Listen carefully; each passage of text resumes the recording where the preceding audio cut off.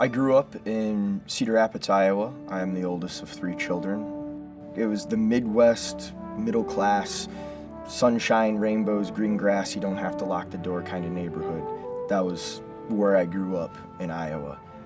I was about to graduate high school, and I heard a radio commercial come on.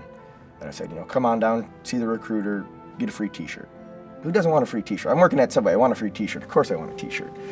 So I went down and I talked to the recruiter, and kind of the things that he said started making sense. We're a country at war. This was 2003. We just jumped into Iraq. We've been in Afghanistan since 2001. This is my chance. I can make a difference if this is what I want to do, and I can do it everywhere, but not in Cedar Rapids, Iowa. My great-grandparents came over from Italy in 1904.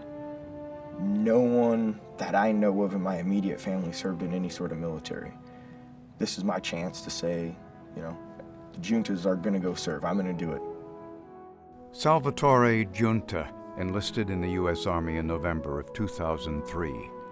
After excelling in basic training and infantry school, he was deployed to Afghanistan in 2005 and again in 2007. The second tour would station him at a remote firebase in the deadly Korengal Valley. I remember being so excited to go. I wasn't just excited, I was ready. I'm gonna go there and kick in doors and solve this, we'll wrap it up, we'll go home, we'll drink some beers and say, you know what? I served in the United States Army. I'm proud of that every day. And within 3 months of being in country, an IED took out a truck and killed 4, and the gunner lost both of his legs. These are people in the prime of their life. They will never be stronger than they were that day, to no longer have a tomorrow. That was when I truly felt that I was in the Army.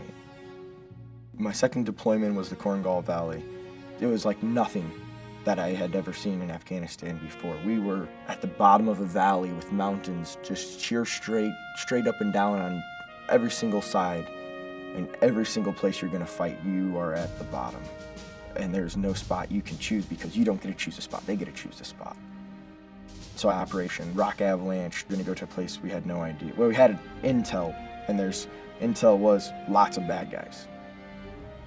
That's what we came here to do.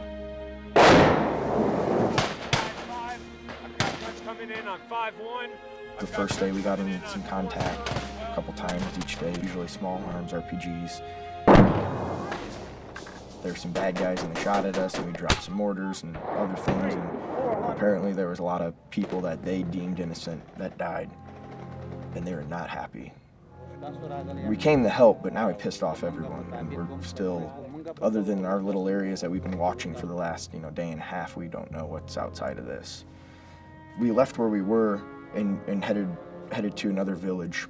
It's probably only maybe another 3 kilometers. And we set up, we're doing listening posts, we're going in and engaging the villages, saying, hey, what do you need? What would make your lives better, and how? Well, let's talk.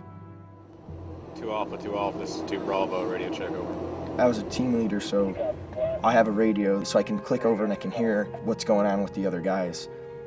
And we started hearing on the radio chaos. Shooting doesn't make chaos. To hear chaos from people who had been doing this was strange. And we started hearing they're missing people, they're missing things, there's KIAs, we have Americans killed, it was bad. We just stayed waiting, listening to a million bad things happen to our brothers a kilometer away. You've never been more ready than you were right there, and we couldn't do anything. Hey, they took fire from right over here, okay? They overran a scout team position, they overran a gun team, and the 2nd platoon was going to go into the village, and then we were going to be on one of the side peaks overwatching the village. So if anyone started coming from the outside to come and attack them in the village, we already have the high ground above them. And we sat there 12 hours, 14 hours, just watching and waiting, and nothing happened. The commander said, we're going to pull out, we'll go back. It was probably a 2.5 hour walk, and the sun was down, but the moon was big. And that moon really does make just a huge amount of difference in what you can and can't see.